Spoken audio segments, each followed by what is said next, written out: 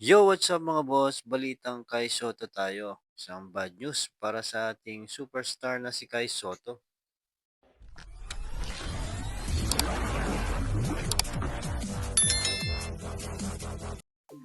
Ang ating Filipino Star Center na si Kai Soto ay nagkaroon ng torn anterior cruciate ligament or ACL ayon sa Koshigaya Alpas noong Miyerkules.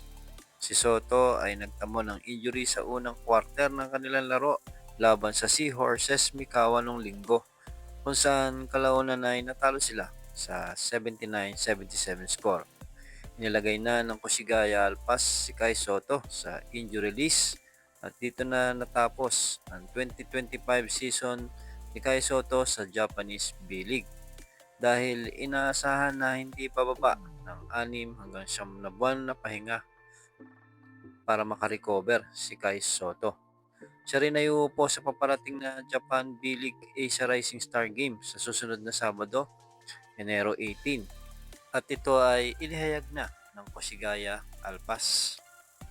Sa natamong injury ni Kai Soto sa kanyang tuhod ay posibleng ganito ang nangyari sa ACL injury ni Kai Soto na may naputol na ligament sa kanyang tuhod. Dahil sa na-research ko ay talagang 6 to 9 months ang recover ng torn ACL. Na sana hindi ganito kalubha ang na injury ni Kai Soto at sana ay makarecover ng maaga ang ating superstar na si Kai Soto. Isa sa malubhang naapektuhan at nalungkot ay si Coach Tim Cone at ang Team Gilas Pilipinas dahil isa sa kanyang key player na si Kai Soto ay hindi makakapaglaro sa paparating na FIBA Asia Cup qualifier ngayong Pebrero. Dito ay sinabi ni Coach Tim Cone na si Mason Amos at si Japet Aguilar ang maaaring pumuno sa posisyon ni Kai Soto.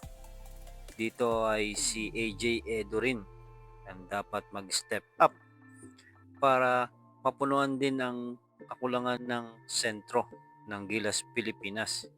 Inaasahan natin na hindi na ma-injury itong si AJ Edo para makalaro na sa Gilas Pilipinas. Let's pray for Kai Soto mga boss na hindi malumpa ang kanyang ACL injury para makabalik na siya at makapaglaro na uli at makita natin ang ating superstar na si Kai Soto na naglalaro na muli ng basketball.